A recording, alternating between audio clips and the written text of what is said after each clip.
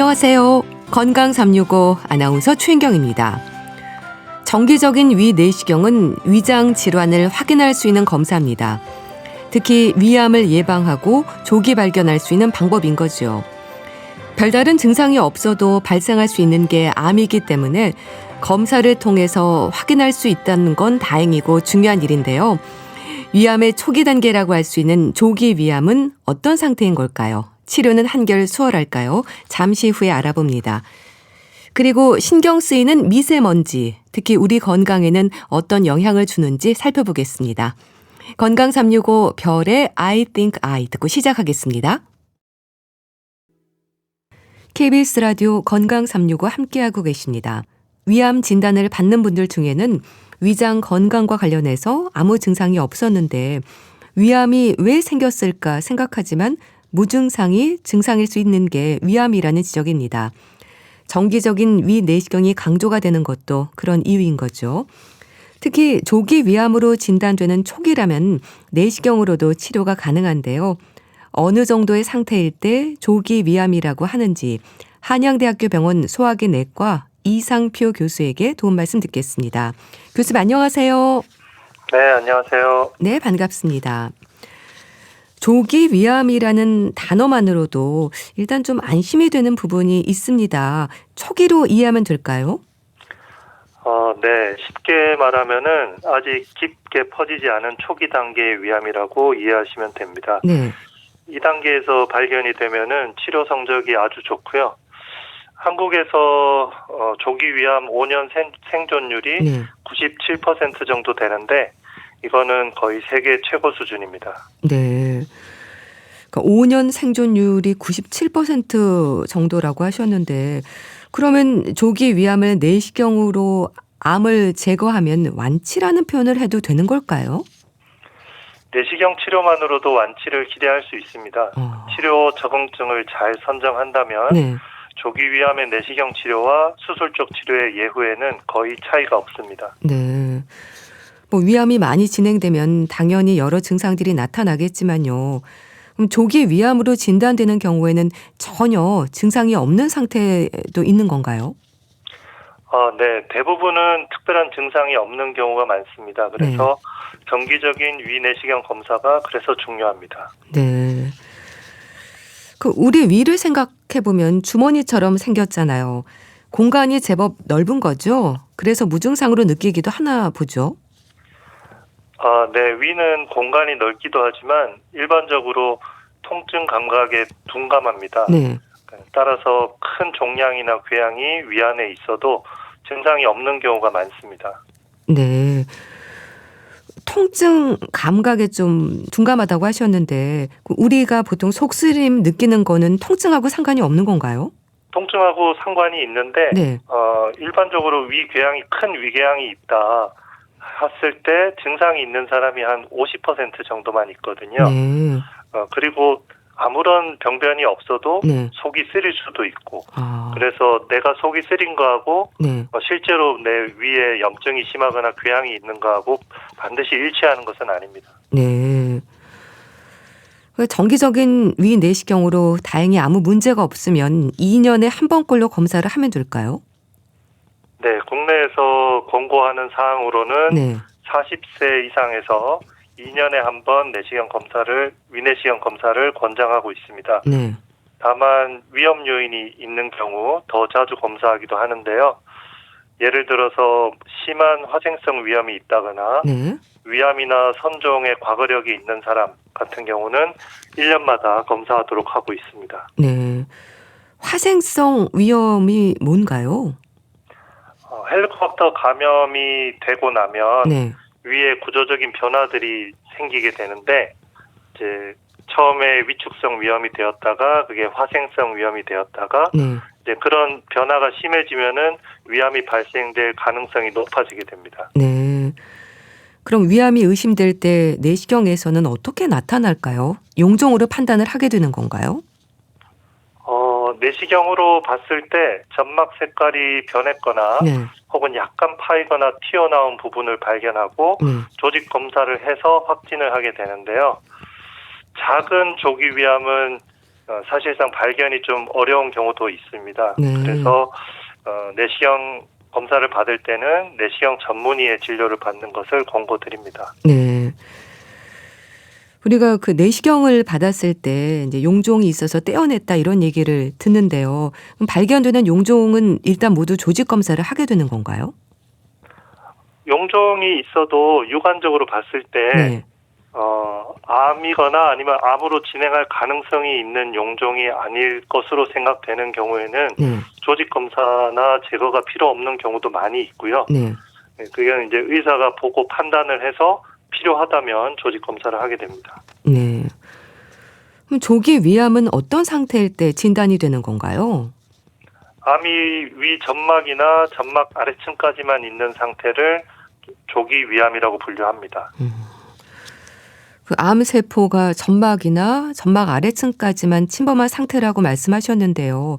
그게 어떤 의미인가요? 병기와도 연관되는 것 같은데요. 네, 암세포가 점막이나 점막 하층에 국한되었다는 것은 네. 위벽의 깊은 층까지는 암이 아직 퍼지지 않은 상태라는 얘기고, 네. 따라서 치료 결과가 좋은 단계입니다. 병기로 나누자면은 1기의 암 정도라고 보시면 됩니다. 네. 위벽의 깊은 층까지 암이 퍼지지 않은 상태라고 하셨는데 여러 층으로 나뉘나 보죠? 네. 위벽은 분류에 따라 다르지만, 네. 일반적으로는 한 5층 정도로 나누고요. 네. 점막 하층 밑에 이제 위에 있는 큰 근육층이 있는데, 네. 그 근육층을 침범하고 나면은 임파선 전이가 일어날 확률이 높기 때문에, 아, 그보다 더 적게 침범한 경우로 우리가 예후가 좋다고 보고 있습니다. 네. 조기 위암으로 진단이 되면 내시경으로 일단 암을 제거하지 않습니까? 시술 자체의 위험에 대해서는 어떨까요? 조금 불안해하는 분들도 있지 않을까 싶은데요. 네. 위암의 내시경 치료는 비교적 안전한 시술입니다. 네. 드물게 출혈이나 천공 같은 합병증이 있을 수 있지만 네. 대부분의 합병증들은 보존적으로 치료가 가능합니다. 그럼 일단 내시경적 치료로 암을 제거한 후에도 다시 추가 검사를 하게 되는 건가요? 점막에만 국한된 게 맞는지 좀 세심하게 확인할 필요도 있을 것 같은데요.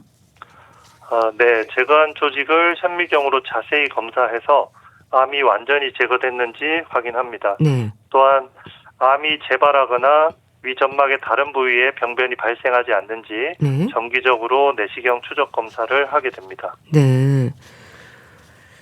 그럼 시술 후에 이제 수술로 다시 일정이 잡히기도 하잖아요. 이런 경우는 좀 문제가 있는 건가요?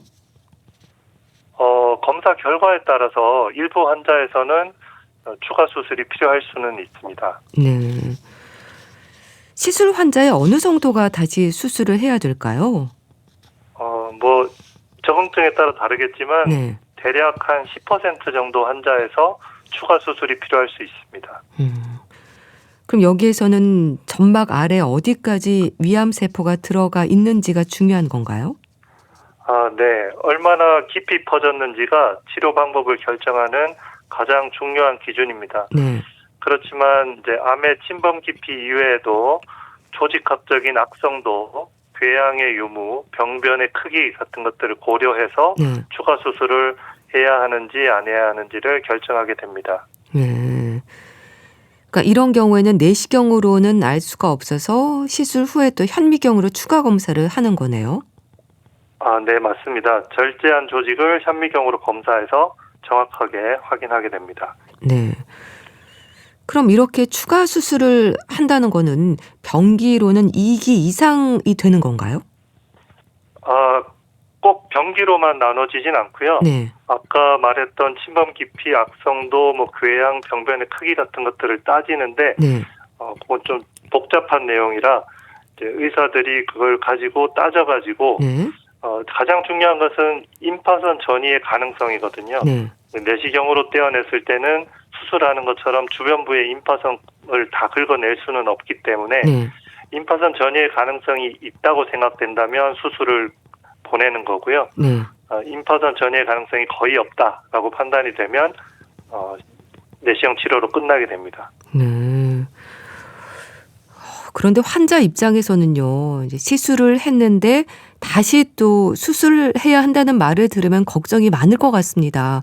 어떤 질문들을 많이 하시나요?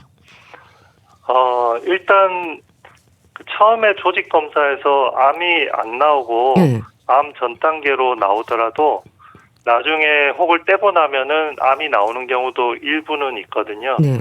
그래서 조직 검사 결과가 바뀔 수가 있다는 것을 제가 미리 좀 말씀을 드리고요. 네. 그리고 사실은 시술하는 그 병변을 봤을 때 이 시술 후에 다시 수술을 하게 될 확률이 거의 없는 사람들도 있고, 네. 시술을 먼저 해보겠지만 시술 후에 이제 수술을 하게 될 확률이 어느 정도 된다라는 것을 환자분한테 미리 설명을 드리고, 네. 근데 이제 수술을 하게 되면은 아무래도 이제 배를 열고 위를 잘라내는 거기 때문에 네. 이제 수술 후에는 좀 환자분의 삶의 질에 변화가 있습니다. 그래서 이제 가능하다면 내시경 치료를 우선적으로 선택을 대부분은 하게 됩니다. 네. 그럼 내시경적 치료는 입원이 아주 짧겠어요. 네, 수술보다는 훨씬 짧고요. 네. 뭐 기간마다 조금씩 다르지만은 뭐 2박 3일에서 3박 4일 정도 그렇게 네. 입원하시게 됩니다. 네. 내시경적 치료를 하고 난 뒤에는 회복이 좀 빠를까요? 아무래도 수술보다는 훨씬 빠르고요. 네.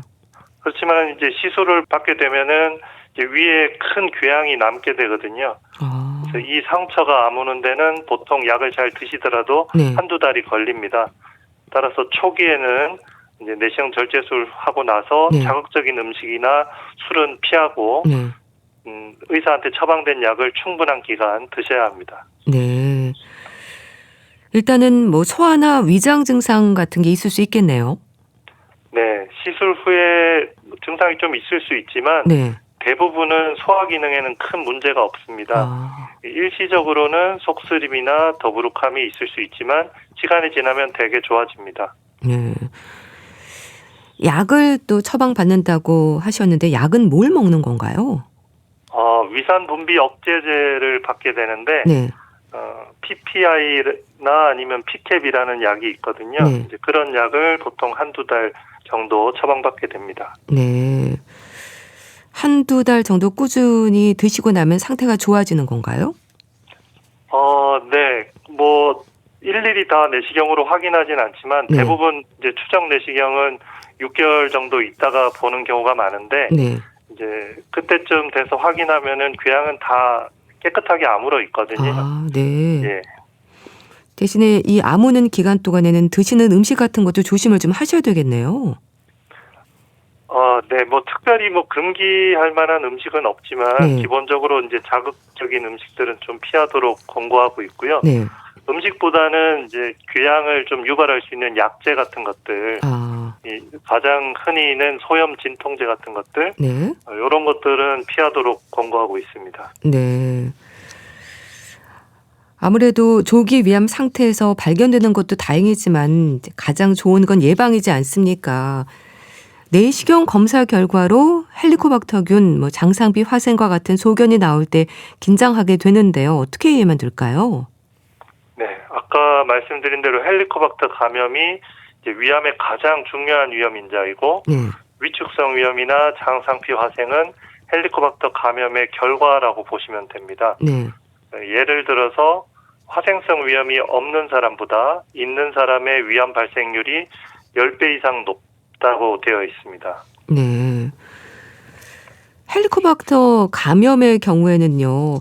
1차 실패율이 높다는 말도 있고 치료가 고약하다는 얘기들이 있어서인지 치료를 안 하는 분들도 많거든요. 치료를 받는 게 좋을까요?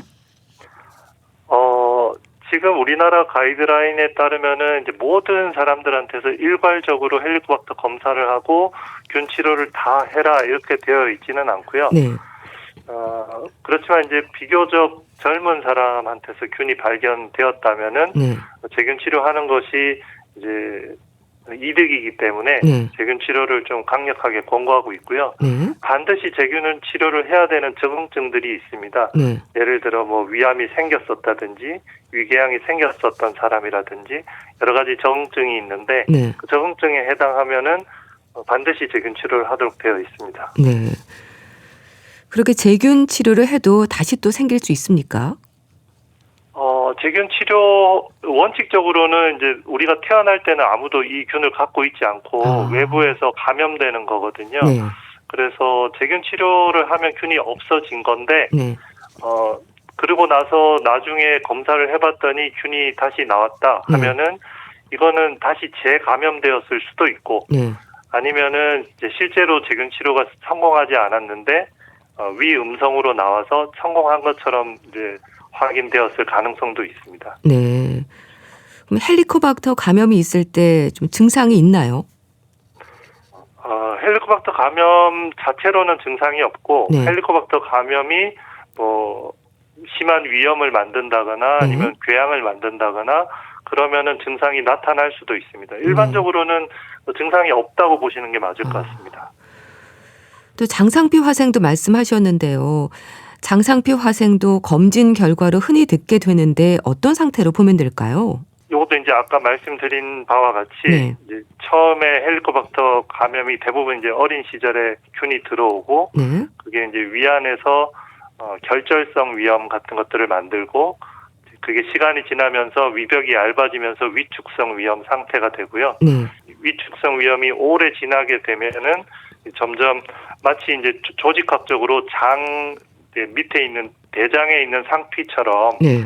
위장 점막이 변하는데 그걸 네. 우리가 장상피 화생이라고 부르고요. 네. 조직학적인 변화가 생기는 것을 이제 설명하는 겁니다. 네. 그 위궤양 진단을 받는 경우에도 불안감을 느끼는 분들이 많은데요. 조직 검사가 필요한 경우도 있을까요? 대부분 양성이지만 악성 위궤양도 있지 않습니까? 네. 말씀하신 대로 위궤양은 대부분 양성이지만 네. 또 위암하고 구분하기 어려운 경우도 많이 있기 때문에 많은 경우에 조직 검사를 하고 있습니다. 네. 참 위암을 예방하는 방법으로 짜게 먹지 말고 또 채소도 챙겨 먹고 탄 음식도 멀리하고 정기적으로 내시경으로 확인하고 참 많이 듣는 얘기인데요. 특히 음식이 강조가 되는 이유가 뭔가요? 짜게 먹는 식습관이 위험을 높일 수 있기 때문입니다. 네. 네, 그래서 싱겁게 먹고 채소와 과일을 충분히 섭취하는 것이 도움이 될 수 있습니다. 네. 그 외에도 가공육 섭취를 많이 한다거나 네. 술, 담배도 영향이 있는 것으로 알려져 있습니다. 네. 보통 맵게 드실 때 또 주의를 하게 되는데 짜게 먹는 습관이 안 좋은 거네요. 네, 그 염분하고 이제 위암과의 연관성은 잘 알려져 있고요. 네. 아까 말씀드린 가공육, 예를 들어 이제 햄이라든지 네. 소세지 같은 것들, 이제 그런 것도 알려져 있습니다. 물론 이제 헬리코박터 감염만큼 강력한 위험 인자는 아니지만 네. 이제 일상적인 생활 습관을 이제 그렇게 교정하는 것이 위암 예방에 도움이 되겠습니다. 네. 그리고 또 위 내시경의 중요성은 아마 이제 많이들 아실 텐데요. 검진 주기는 어떨까요? 검진 주기도 아까 말씀드린 대로 이제 보통 우리나라에서는 40세부터 검진을 권고하고 있고요. 네. 물론 뭐 20대, 30대에도 위암이 발생하는데 네. 굉장히 흔치 않은 일이기 때문에 네. 전 국민이 그거를 생각해서 20, 30대 위내시경을 반드시 해야 되는 건 아니고요. 네. 보통 40세가 되면은 네. 2년마다 검사를 받도록 하고 있습니다. 네. 그럼 검사상 별다른 이상이 없었으면 이제 앞서 40세부터 이제 2년마다 한 번씩 하라고 하셨는데 검진 주기를 좀 길게 잡아도 될까요? 위 내시경은 검사상 특별한 이상이 없더라도 2년마다 검사를 하도록 되어 있고요. 검사상 이제 어떤 경우에는 네. 이제 1년마다 검사를 해야 되는 경우도 있게 되는데 네. 그거는 이제 검사 결과를 들으시고 의사하고 상의해서 결정하시면 되겠습니다. 네. 아무래도 가족력이 있으신 분들은 조금 더 신경이 쓰이실 것 같은데요. 위암의 가족력은 어느 정도일까요? 걱정하는 분들이 많은데요. 아까 위험 인자 얘기했을 때 네. 위암의 가족력도 위암 발생의 위험 인자이기는 합니다. 네. 가족력이라는 게 뭐 특정 유전자가 계속 세대를 내려와서 위암이 생긴다고 알려져 있는 것은 아니고 네. 대개는 이제 사실은 우리가 명확하게 알고 있지는 못하지만 네. 되게 가족들끼리는 생활 습관도 공유하고 네. 같이 짜게 먹는다든지 또 대부분 헬리코박터 균이라는 것이 가족 내 감염이 흔하거든요. 아, 네. 어릴 때 부모님한테 균을 받았기 때문에 그래서 가족력이 조금 더 올라가는 것으로 이해하고 있습니다. 네. 일단 식습관 관리와 함께 정기적인 위 내시경 검사 챙기시면 좋겠네요. 알겠습니다. 오늘은 위암과 관련해서 자세히 알아봤는데요. 한양대학교 병원 소화기 내과 이상표 교수와 함께했습니다. 감사합니다. 감사합니다. KBS 라디오 건강 365 함께하고 계신데요. 잭스키스의 커플 듣고 다시 오겠습니다. KBS 라디오 건강 365 함께하고 계십니다. 미세먼지에 신경을 많이 씁니다. 일상에서 꼭 확인하는 분들도 많은데요. 대기 오염과 관련해서 별다른 관심이 없던 예전과 비교하면 이제는 거의 일상 언어가 됐다는 생각도 드는데요. 미세먼지와 건강 어떤 위험이 있는 걸까요? 가톨릭대 인천 성모병원 가정의학과 서민석 교수에게 도움 말씀 듣겠습니다. 교수님 안녕하세요. 예, 안녕하세요. 미세먼지가 주목받기 시작한 게 꽤 오래전이죠. 이게 세계보건기구에서 이 미세먼지가 사람에게서 암을 일으키는 게 확실하다. 1군 발암물질이라고 지정한 게 2013년 10월이거든요. 네. 그 이후에 이제 우리나라에서도 2014년 2월부터 전국에서 이제 정식으로 미세먼지 예보가 시행이 됐습니다. 네. 사실 2000년대부터 중국 산업화랑 맞물려서 황사랑 미세먼지가 우리나라에 계속 영향을 주기 시작했기 때문에 네. 길게 보면 한 20년 이상 관심을 받기 시작을 했고 네. 한 10년 이내에는 조금 더 관심을 받고 조심하자 이렇게 된 것 같습니다. 네. 그렇게 대기 오염이 주는 건강상의 위험에 대해서 관심이 높아진 건 한편으로는 그만큼 삶의 질을 생각했다는 의미도 되지 않을까요? 예전에는 황사나 미세먼지가 주는 건강 문제에 대해서 크게 신경 쓰지 않았던 것도 있기는 한데요. 네. 예, 점차 미세먼지가 심해지고 이 미세먼지랑 관련된 다양한 건강의 악영향에 대한 연구 결과가 쌓이게 되니까 네. 미세먼지도 피하는 게 좋겠다라는 인식이 좀 자리 잡게 된 것 같고요. 네. 이게 질병의 관점에서 보지 않는다고 해도 네. 사실 미세먼지 많은 날 외출하게 되면 기침도 심하고 그렇죠. 목도 아프고 네. 눈도 따갑고 하거든요. 봄에 기분 좋게 나갔다가 오히려 찝찝해서 불편해서 외출도 못하게 되고 네. 아이들 같은 경우에는 이제 미세먼지 많은 날은 운동장에도 못 나가게 되니까 실제로 우리 삶의 질이 당연히 떨어지는데 영향을 많이 주게 됐습니다. 네. 미세먼지, 대기 오염 관심들이 많은데 우선 대기 오염의 농도에 대해서는 어떻게 이해하면 될까요? 이게 주요 대기 오염 물질이 상태에 따라 구분을 해보면 네. 입자로 되어 있는 미세먼지나 황사들의 물질도 있고요. 가스로 되어 있는 질소 산화물, 황산화물, 일산화탄소, 오존 이런 것들로 나뉘어볼 수 있는데 네. 이 각각의 이 물질들이 24시간 동안 1시간 아니면 연간 평균 수치가 얼마나 되냐 네. 요걸 이제 기준을 해서 기준치 이상으로 검출이 되면 이게 주의하자. 네. 그렇기 때문에 이 농도가 얼마나 되는지 이걸 측정하고 있는 상태입니다. 네. 입자로 나뉠 때는 미세먼지, 황사 이제 이런 것들을 얘기한다고 하셨는데 그 미세먼지도 미세먼지, 초미세먼지로 구분해서 지적이 되기도 하잖아요. 어떤 차이가 있을까요? 이게 입자상 물질의 크기로 구분을 해본 건데요. 네. 미세먼지는 입자의 크기가 10마이크로미터 이하인 먼지, 네. 초미세먼지는 크기가 2.5 마이크로미터 이하인 먼지를 의미하는 건데요. 네. 사실 둘 다 눈에 보이지 않을 정도의 크기기는 한데 네. 미세먼지 자체로도 이제 코나 입에서 걸러지지 않고 신체에 축적이 돼서 문제를 유발하는데요. 네. 초미세먼지는 크기가 더 작기 때문에 이게 폐포라고 하는 폐 말단까지 침투해버리고 심지어는 혈관까지 들어가는 문제가 생기다 보니까 네. 초미세먼지까지 구분을 하는 게 필요하다라고 되어 있습니다. 네. 먼지라는 게요. 대기 중에 떠다니거나 흩날리는 입자로 보면 되는 거잖아요. 그러니까 그 안에 여러 물질들이 있다는 거죠.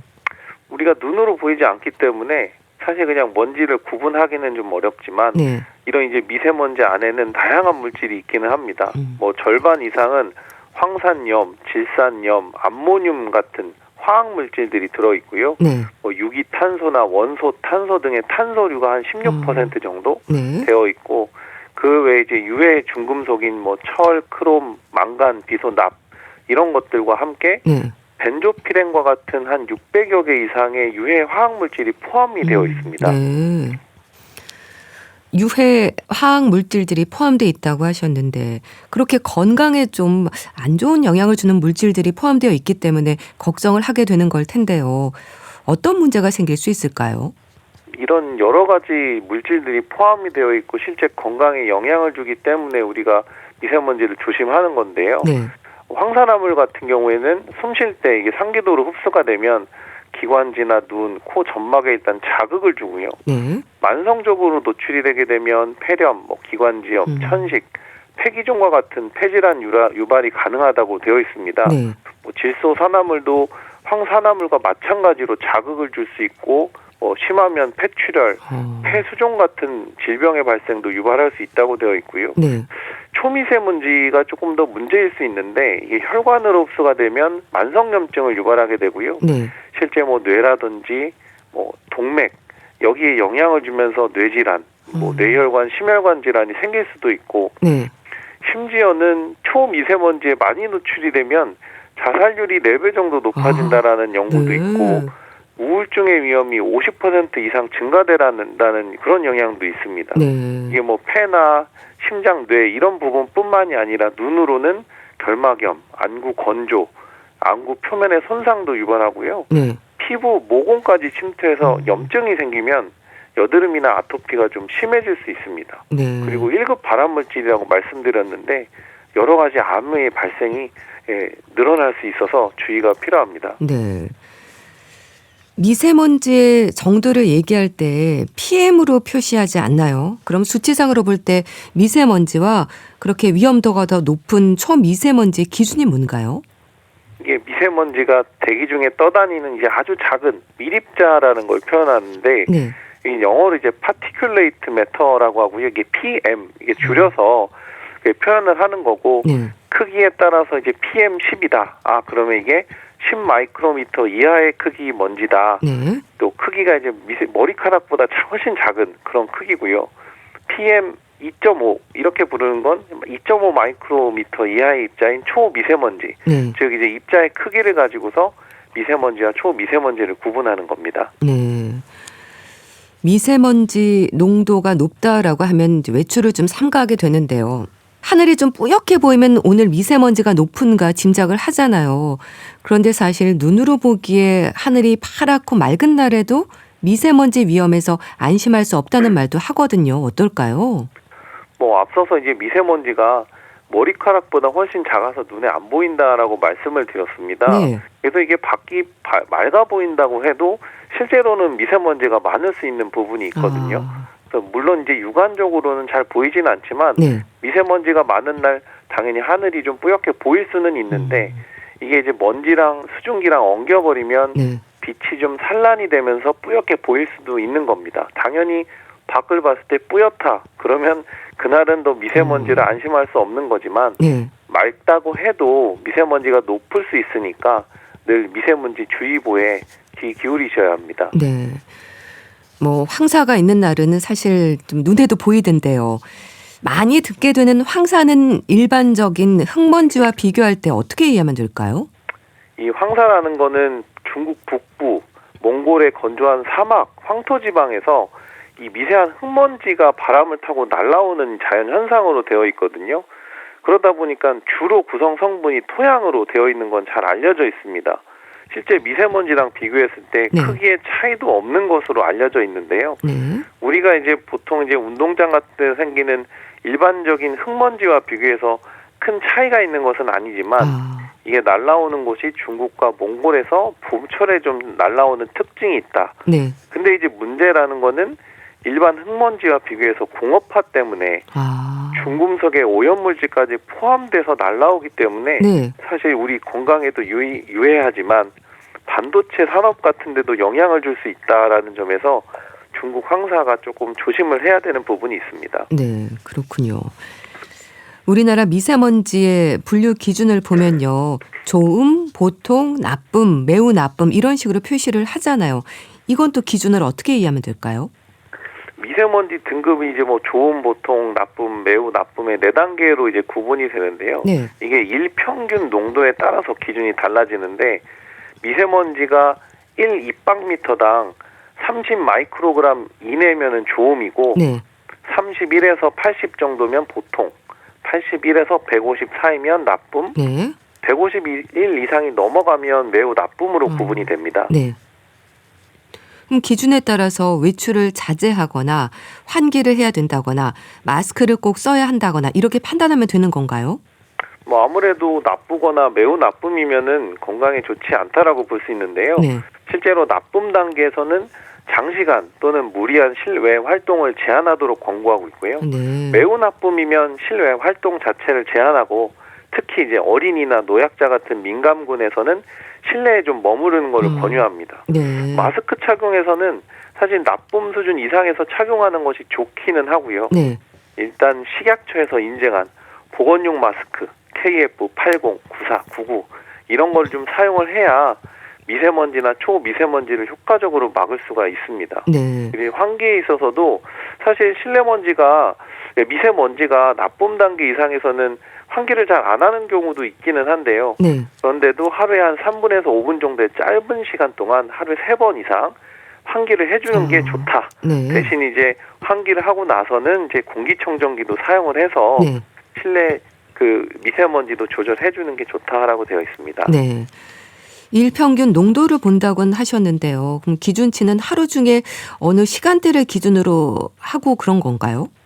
하루 평균 수치이기 때문에 네. 계속 그 수치가 1시간 단위로도 측정을 하거든요. 아. 예, 그러니까 이게 계속 변하고 네. 예, 아침에는 좋고 또 시간이 지나면 좀 나쁘고 이렇게 변화할 수는 있습니다. 네. 주의보를 내리는 거는 하루의 평균을 가지고 예, 주의보, 경보 이런 걸 나누는 걸로 알려져 있습니다. 네. 아무래도 나쁨, 매우 나쁨 이럴 때 좀 신경을 쓰게 되는데요. 나쁨과 매우 나쁨은 구체적으로 어느 정도의 영향을 말하는 걸까요? 아무래도 미세먼지의 농도가 높아지게 되면 네. 그만큼 우리 몸에 미쳐지는 영향은 좀 크거든요. 특히나 이제 호흡기 질환이 네. 증상이 이 미세먼지의 농도가 나쁨에서 매우 나쁨으로 높아가면 그러면 당연히 우리 몸에 그 호흡기 질환에 발생할 위험이 더 높아진다라고 되어 있기는 합니다. 네. 그러니까 노인과 어린이 또 기저질환이 있는 분들에게는 아무래도 봄철 건강에서 미세먼지로 인한 부담이 좀 있는데 호흡기뿐 아니라 건강에 여러 가지 문제를 가져올 수 있는 거네요. 일단은 호흡기 질환 아주 이제 조심을 하셔야 되고요. 네. 소아에서는 뭐 천식기를 유발할 수도 있고 원래 천식이 있는 아이들은 이제 악화될 수 있는 그런 부분 네. 그리고 감기 같은 감염 질환이 생길 위험이 증가된다고 되어 있습니다. 네. 당연히 코에 이제 자극을 하게 되면 알레르기 비염 증상이 생기거나 피부에 이제 아토피 피부염이 악화될 가능성도 높아진다고 되어 있고요. 네.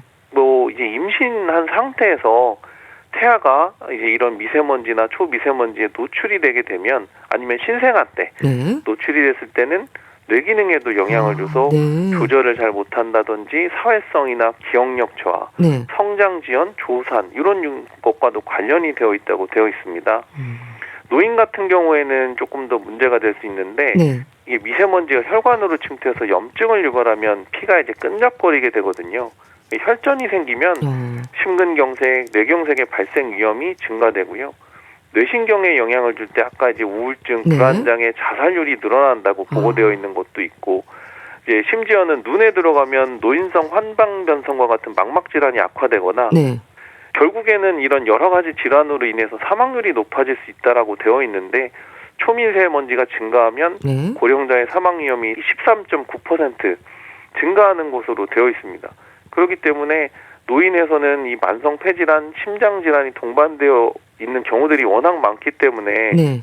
사실은 이런 고령의 고위험군의 환자들은 미세먼지의 노출을 최소화하는 게 중요합니다. 네. 그러니까 혈관으로 침투를 해서 염증이 생긴다고 하셨는데요. 염증 반응이 그렇게 전신으로 확산될 수도 있는 거네요. 이게 미세먼지 하면 네. 단순히 노출되는 그런 피부나 폐, 눈 이런 쪽이 악화된 걸로만 생각하실 수 있는데 네.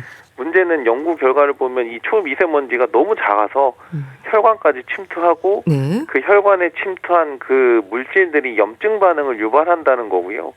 이런 이제 만성염증이라는 게 네. 결국 우리 고혈압이나 당뇨, 고지혈증, 심뇌혈관 질환의 가장 중요한 기전으로 생각되고 있기 때문에 네. 만성염증의 원인이 이 초미세먼지를 관리하는 게 또 중요하다.